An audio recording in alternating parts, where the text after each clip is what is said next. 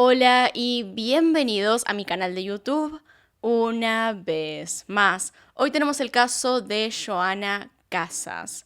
Si quieren ver más videos como este, ahí arriba en el que está en pantalla pueden ver el resto de mis casos. Acá abajo tienen mis redes sociales por si quieren seguirme en alguna de ellas. Y sin nada más que decir, comencemos.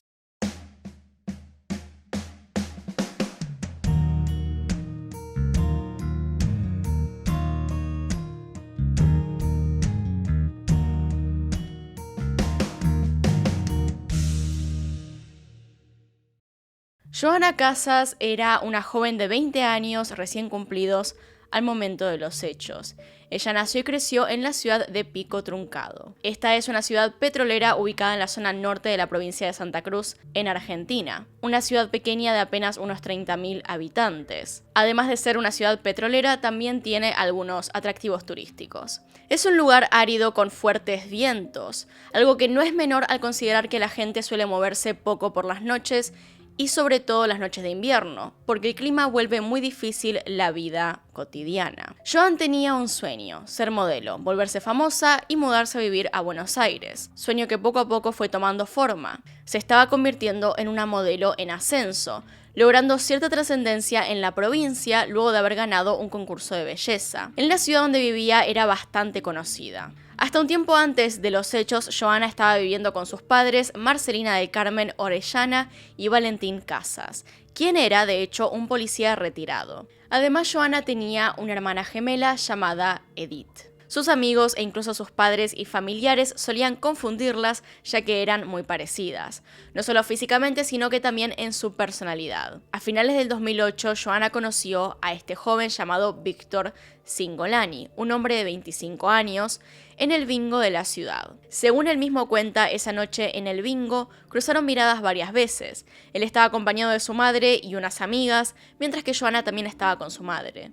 Antes de irse, Joana le tocó la espalda y le dio un papel con su número. A los pocos días ya estaban hablando por mensajes y comenzando a salir.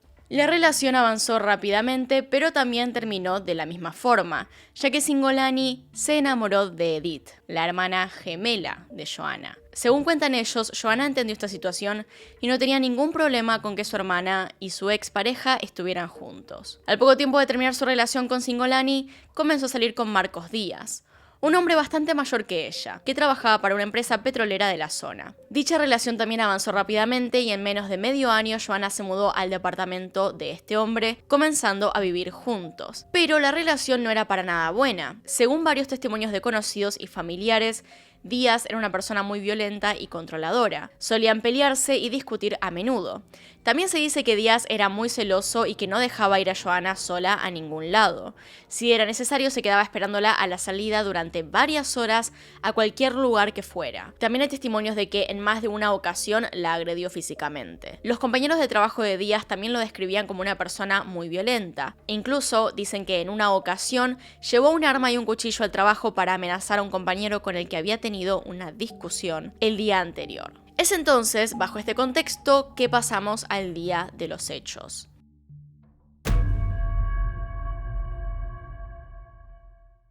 Era el 15 de junio del 2010. Joana y Díaz asistieron a una fiesta organizada en la ciudad. Según los testigos, Díaz no se despegó ni un momento de Joana en toda la noche. Cerca de las 4 de la madrugada, ambos abandonaron el lugar. Hay distintas versiones. En algunas dicen que se fueron juntos. En la versión de Díaz dice que discutió con Joana y que se fue a su casa dejándola sola. Lo cierto es que esta fue la última vez que se vio a Joana con vida.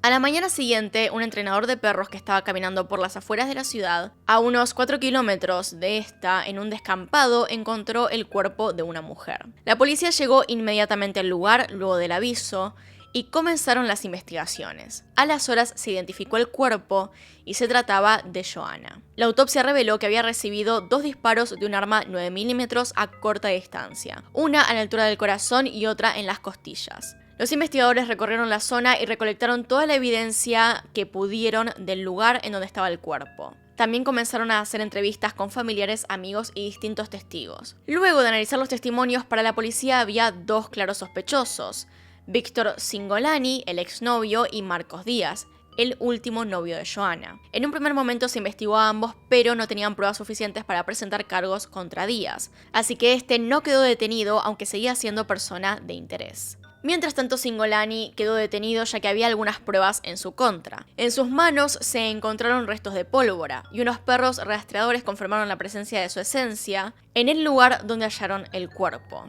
Recién en el 2012 se confirmó la presencia de Díaz en la escena de crimen al hallar su ADN en una colilla de cigarrillo que estaba en el lugar donde se halló el cuerpo. Cuando se pidió la detención de Díaz, este se dio a la fuga. Mientras él estaba en la fuga, se dio inicio al juicio contra Cingolani. El juicio comenzó entonces a mediados del 2012. La fiscalía creía tener las pruebas necesarias para condenar a Cingolani. Por su parte, este se declaraba inocente. Los tres principales argumentos de la fiscalía fueron: en primer lugar, la presencia de pólvora en las manos de este hombre, el rastro que siguieron los perros que indicaban que Cingolani había estado en el lugar donde habían hallado el cuerpo, y que no había ningún testigo que pudiera confirmar su coartada. Además se sumó el testimonio de Edith, la hermana de Joanna, quien testificó que Cingolani le enviaba mensajes amenazadores a su hermana y que había abusado de ella. Por su parte, la defensa de Cingolani trató de refutar estas pruebas. Para la prueba de la presencia de pólvora en sus manos, dijo que el cuñado de él era un aficionado de la caza y solía tener sus rifles y balas en la camioneta, y que Cingolani pudo haber quedado con restos de pólvora cuando se subió a esta camioneta. Por otro lado, el rastreo de los perros se hizo 3 veces. 2 dieron negativo, mientras que el que dio positivo se hizo sin la presencia de testigos. Además, alegaban que el rastro de una persona puede permanecer hasta 1 mes en un lugar y que podía estar allí desde antes del crimen. A pesar de los intentos de la defensa, el juez de la causa consideró que las pruebas que habían eran suficientes para considerar a Cingolani como el autor del crimen y fue finalmente condenado a 17 años de prisión. Él siguió diciendo que es inocente. Hasta día de hoy dice que es inocente. Aunque en el juicio quedaron cosas sin determinar, como por ejemplo, cómo hizo Cingolani para llevar a Joanna hasta ese lugar. La fiscalía tenía la hipótesis de que Cingolani actuó en conjunto con Díaz.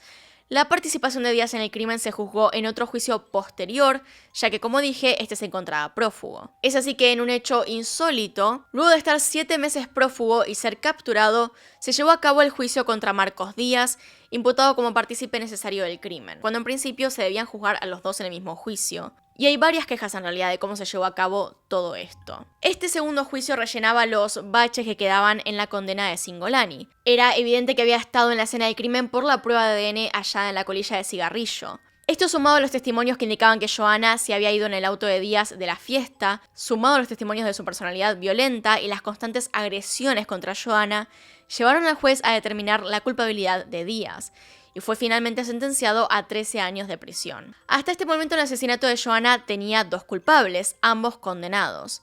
Según la hipótesis, Díaz y Cingolani trabajaron juntos. Díaz facilitó la llegada de Joanna al descampado, mientras que Cingolani la ejecutó, y se decía que había un pacto de silencio entre los dos. Sin embargo, el caso estaba a punto de dar un giro. En el año 2013, más específicamente en el Día de los Enamorados, el 14 de febrero, Edith se casó con Cingolani, quien estaba sentenciado por el asesinato de su hermana, les recuerdo. Además, en el juicio, Edith misma había testificado en contra de Cingolani, diciendo que le mandaba mensajes violentos a su hermana. Este hecho hizo que el caso se volviera famoso en el mundo como el caso donde el asesino se casa con la hermana de la víctima, la hermana gemela de la víctima. Pero, ¿cómo se llegó a esto? Luego de la condena a Díaz, Edith salió a decir que Cingolani no había cometido el crimen y que ella testificó en contra de él por presión de su familia, y que todo lo que había dicho era mentira, que se sintió aliviada cuando condenaron a Díaz y que no sentía culpa por querer casarse con Cingolani. Antes de poder casarse, de hecho, tuvo que pasar varias pericias psicológicas y luego de esto la justicia dio el visto bueno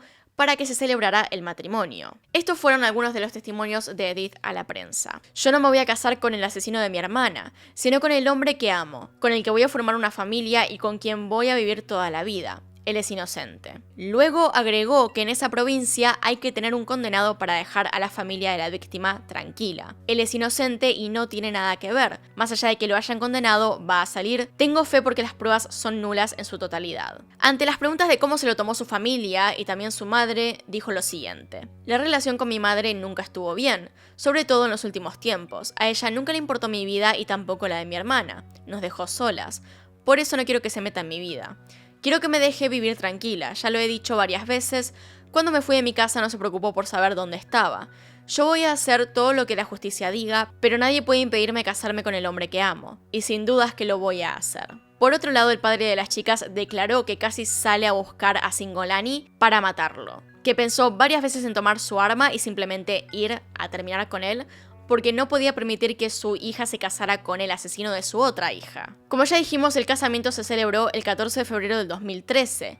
La ceremonia duró aproximadamente media hora y luego hubo una celebración íntima. Después de esto, Singolani fue trasladado hasta la cárcel donde cumplía su condena. La madre de Edith y Joanna tuvo que decir también algunas cosas con respecto al casamiento de su hija. No sé lo que está pasando, mi hija sabe lo que pasó con su hermana. Hasta puedo pensar que es cómplice del homicidio, porque si está con esa familia y no se pone de nuestro lado para descubrir quién fue el asesino de su hermana, es raro. Ese mismo año, luego de la gran polémica generada con el casamiento, el caso dio otro giro, esta vez judicial. Luego de permanecer preso 3 años y 4 meses, el jueves 5 de diciembre del 2013, Víctor Singolani recuperó la libertad tras un fallo de la justicia de Santa Cruz, en el que se anunció su absolución. El Tribunal Superior de la Justicia aceptó el pedido de absolución que presentó su defensa, luego del fallo que condenó por el mismo delito a Marcos Díaz. Edith dijo que finalmente se había hecho justicia por su hermana y que gracias a Dios salió toda la luz y se pudo demostrar quién era el culpable. Dijo que condenaron al asesino y que su hermana por fin descansaba en paz. Dijo, el asesino ya está preso. Las rejas son su conciencia que en algún momento le va a caer y esto no tiene reducción de pena ni libertad. Todavía falta el juicio de Dios, de eso nadie se escapa. También criticó a aquellos que la juzgaron. Por un lado agradezco a la gente que nos apoyó y los que no estuvieron de acuerdo que se traguen sus propias palabras y que se fijen en su vida perfecta antes de juzgar la de los demás sin conocer. Luego de la absolución de Singolani, Díaz quedó como único culpable del crimen. Se podría decir que el caso está resuelto, aunque todavía quedan algunas dudas para varias personas. Como por ejemplo, ¿era realmente cierta la hipótesis de que Singolani y Díaz actuaron juntos? ¿Fue Singolani realmente un perejil? Es decir, una persona que pusieron para culpar a alguien del caso y dejarlo ahí. ¿Sería verdad que lo condenaron simplemente para dejar contenta a la familia y por consecuencia a los medios? Uno podría decir que los investigadores hicieron todo lo que pudieron para intentar resolver el caso con lo que había en la escena. Sin embargo, también se condenó a Singolani bastante rápido, a pesar de que la última persona que la había visto era su novio de ese entonces, quien era para el caso la primera persona de la cual se tendría que sospechar. Pero bueno, díganme qué opinan ustedes con respecto a la culpabilidad de cada sospechoso. La colilla de cigarrillo con el ADN de Díaz es irrefutable, digamos. Además, como dije, hubo testigos que vieron a Joanna subirse al auto de su novio. Por lo tanto, el medio para llevarla hasta allá y después ejecutarla estaba. Voy a dejar el caso ahí. Acá están mis Patreons y los miembros del canal. Gracias por apoyarme a través de estos medios. Y sin nada más que decir, acá tienen un video nuevo, acá tienen un video recomendado. Se pueden suscribir haciendo clic en mi cara y nos vemos en otro video. Adiós.